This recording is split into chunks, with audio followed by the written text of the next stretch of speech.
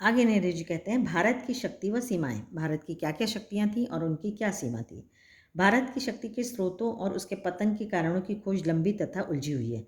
भारत की शक्ति क्या है? सबसे प्रमुख तो मेन तो भारत का हमारा मुख्य चीज़ है कृषि और उसका पतन। मतलब भारत पहले राजा महाराजाओं का था, सोने की चिड़िया कहा जाता था और धन संपत्ति अपार थी उसके पास। लेकिन धीरे धीरे राजाओं के आपसी लड़ाई झगड़े से क्या होने लगा, अंग्रेजों ने राज्य किया और हमारे भारत का धीरे धीरे पतन होने लगा।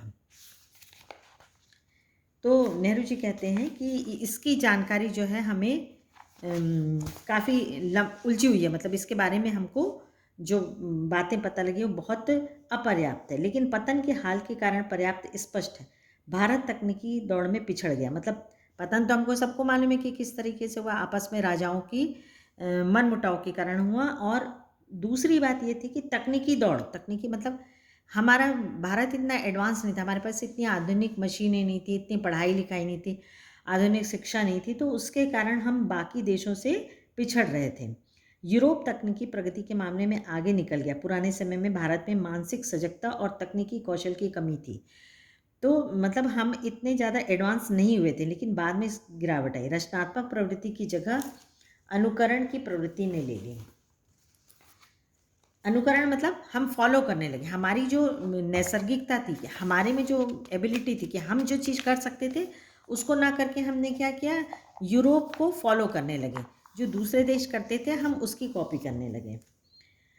भव्य कला और मूर्ति निर्माण का स्थान जटिल पच्चीकारी वाली नक्काशी लेने लगी। तो हमारे यहाँ मूर्ति निर्माण और भव्य कला मतलब पहले जैसे हमारे आप ज़्यादा दूर नहीं जाते हैं, उड़ीसा का जो पुरी का मंदिर है वो भी बहुत भव्य वास्तुकला है। तो वो सब छोड़ के हम क्या करने लगे, जटिल पच्चीकारी नक्काशी मतलब जो कलाकृतियाँ होती हैं वो करने लगे। सरल सजीव तथा समृद्ध भाषा की जगह अलंकृत और जटिल साहित्य शैली ने ले ली। तो पहले जो साहित्य हुआ करता था वो सीधी सादी भाषा में होता था, उसकी जगह किसने ले लिया, अलंकृत और जटिल साहित्य शैली। अलंकार हमने पढ़े हैं हिंदी में, तो उसमें जो बात बोली जाती है बड़ा घुमा के और इस तरह से लच्छेदार भाषा का प्रयोग करते हैं कि वो जो कैसे होने लगी थी, जटिल मतलब कठिन, हर किसी को आसानी से समझ में नहीं आती थी। साहसिक कार्यों की लालसा क्षीण हो चली और उसके स्थान पर संकीर्ण रूढ़िवादिता ने जन्म ले लिया। तो हमारे देश के पिछड़ने का कारण ये था, नेहरू जी आके कहते हैं कि साहस के काम की जगह उसकी लालसा क्षीण हो चली थी। मतलब हमारा जो अंदर एक इच्छा होनी चाहिए कि साहसिक कार्य करें, उसकी जगह हम क्या करने लगे थे, हमारी नैरो माइंड हो गए थे। लोगों की जो मानसिकता थी वो मतलब अंधविश्वास, ऊंच नीच, ये सब भेदभाव में हमारा ध्यान चले गया था। मतलब हम अपनी तरक्की ना सोच के इन सब बातों में उलझ गए थे।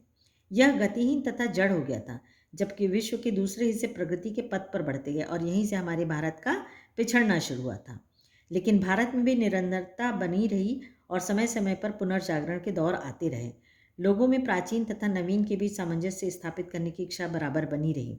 इसी इच्छा ने उन्हें गति दी और पुराने को बनाए रखने के साथ साथ नए विचारों को आत्मसात करने का सामर्थ्य दिया। लेकिन उस समय भी एक लोगों में ये जागरूकता थी कि हम पुराने संस्कार को ना छोड़ते हुए भी आगे अपनी आधुनिकता के साथ हमारे देश को आगे बढ़ाना है। जैसे कि नेहरू जी ने भी पंचवर्षीय योजना चालू करी थी और नेहरू जी के सहयोग से भिलाई का स्टील प्लांट चालू हुआ था। तो नेहरू जी वो एक शख्स थे कि वो हमारे भारत को एक नया जीवन दिए थे। भारत की तलाश। अब आगे नेहरू जी लिखते हैं, भारत की तलाश। किस तरह भारत की तलाश हुई? पुस्तकों, प्राचीन स्मारकों और विगत सांस्कृतिक उपलब्धियों से भारत के विषय में समझ पैदा होती है। भारतीय मध्यम वर्ग विकास करना चाहता था। तो भारत की उपलब्धि कहाँ से हमको पता लगती है? पुस्तकों से। प्राचीन स्मारक जैसे कि लाल किला है और ताजमहल है, और हमारी जो सांस्कृतिक गतिविधियाँ होती हैं, जो हमारे लोक नृत्य होते हैं, लोकगीत होते हैं, उससे हमको अपने भारत के बारे में पता लगता है। तो मध्यम वर्ग मतलब जो मिडिल क्लास लोग थे वो विकास करना चाहते थे, परंतु अंग्रेजी शासन में ऐसा ना कर पाने के कारण उसके भीतर विद्रोह की चेतना पैदा हुई। तो लेकिन अंग्रेजों का शासन था तो हमें ये करने तो मिल नहीं रहा था, तो हमारे में क्या हुआ, रिवोल्ट वाली बात आ गई। नई ताकतों ने सिर उठाया, भारत के वास्तविक रूप की तलाश शुरू हुई। ग्रामीण जनता ने विकास के लिए प्रयास शुरू किए। तो खाली शहरों में नहीं बल्कि ग्रामीणों में भी ये चेतना आ गई थी कि हमें कुछ करना है। भारत के लोगों में कई विविधताओं के साथ वास्तविक अस्तित्व है। उन्होंने अपनी प्राचीन सांस्कृतिक परंपरा को भी अभी भी बचा कर रखा है। भारत देश। अब हमारे भारत देश का नाम किस तरह पड़ा? भारत का नाम भरत के नाम पर आधारित है। भरत राजा थे, उनके नाम पे, वो भी राजा शांतनु के बेटे थे, उनका नाम पर पड़ा भरत। भरत के नाम पर भारत पड़ा। लेखक ने किसानों को इसके बारे में बताया, उन्हें समस्त भारत के किसानों की समस्या से अवगत कराया। सभी किसानों की मुख्य समस्याएं थी गरीबी, कर्ज, स्वार्थ, जमींदार से लिया ऋण, भारी लगान व कर तथा पुलिस के अत्याचार। यह सब लेखक ने इसलिए किया ताकि सभी भारत को अखंड मानकर इसके बारे में सोचें। इसलिए जब विभिन्न सभाओं में लेखक भारत माता की जय के नारे सुनाता तो प्रश्न करता कि यह जय किसकी है? अपने गांव, जिले, राज्य, समस्त भारत की। फिर वह उन्हें बताता कि भारत माता मूल रूप से यहाँ के लाखों लोग हैं और उसकी जय का अर्थ है देश की जनता जनार्दन की जय। जैसे जैसे यह विचार लोगों के दिमाग में बैठता गया, उसमें एक उत्साह पैदा होता गया। तो हमें ये पता लगा कि भारत का नाम तो भरत से पड़ा, और यहाँ का जो मुख्य व्यवसाय, जैसा मैंने पहले भी बताया था कि कृषि होता है, लेकिन हमारे भारत की जो कृषि व्यवस्था है वो अब तो बहुत सुधर गई है, लेकिन पहले जो कृषि थी वो वर्षा पे निर्भर करती थी, और किसानों के पास इतना पर्याप्त धन नहीं होता था। वर्षा कभी हुई, कभी अकाल पड़ा, तो उनको क्या होता था, हमेशा कर्ज लेना पड़ता था। तो किसानों की ज़िंदगी जो होती थी हमेशा कर्ज चुकाते में निकल जाती थी।